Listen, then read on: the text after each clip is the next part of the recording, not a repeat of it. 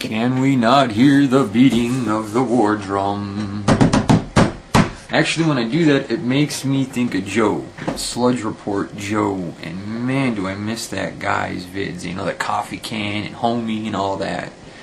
Man had an incredibly unique talent for disseminating information, but I digress.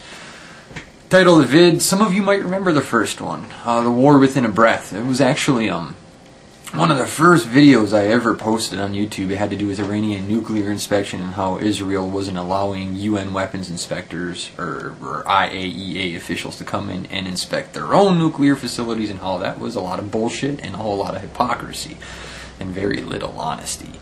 But there's an event that occurred last week, and it's just not getting the attention from the public that it should be. It's getting attention from all the war hawks in Congress. It's getting attention from all the defense contractors, I'm sure. But it's just not getting enough attention right in here in the living room. Well, in my living room it is. You know, people come over, we discuss this shit. But in that living room, and that living room, and that one back there, probably. Dude over there is cool. I talk to him. He gets involved in all this stuff. So his living room, probably a little something there. But in general, not anywhere.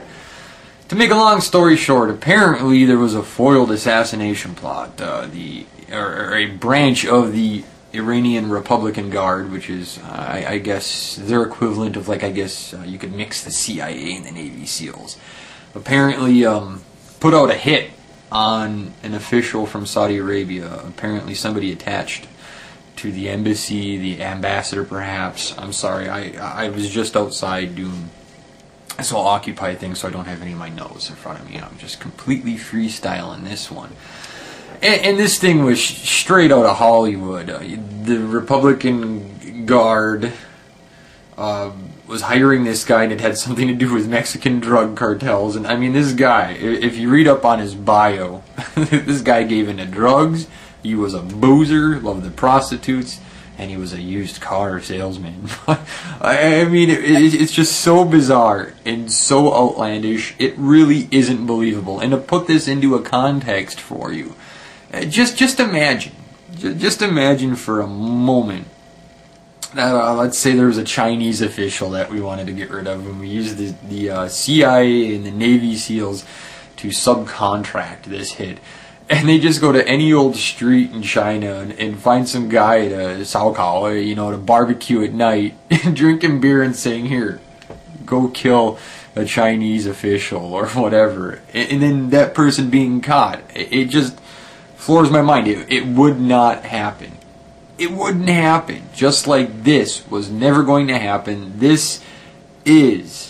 Now, granted, it's not a false flag attack, because an attack never occurred, but this is the pretense that is created by certain people and certain lobbying groups, think tanks, Congress, whatever, that supplies the pretext. And I think I already said that, but you get the idea. It's all about pretext, okay? And mark my words, and I said this in that video years and years and years ago. A war with Iran would not only destroy this country, it would destroy the world. We have stepped on so many toes in the Middle East, and toes that don't even necessarily belong to people in the Middle East. And I'm talking other countries with vested interest in nations in the Middle East. We stepped on so many already. You know how many people lost out to oil contracts with Iraq when we went in there?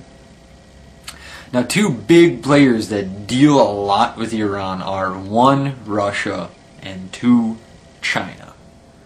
Two countries that have already taken something of an economic action against the United States when they agreed to trade or use their own currencies when concerning bilateral trade, things of that such.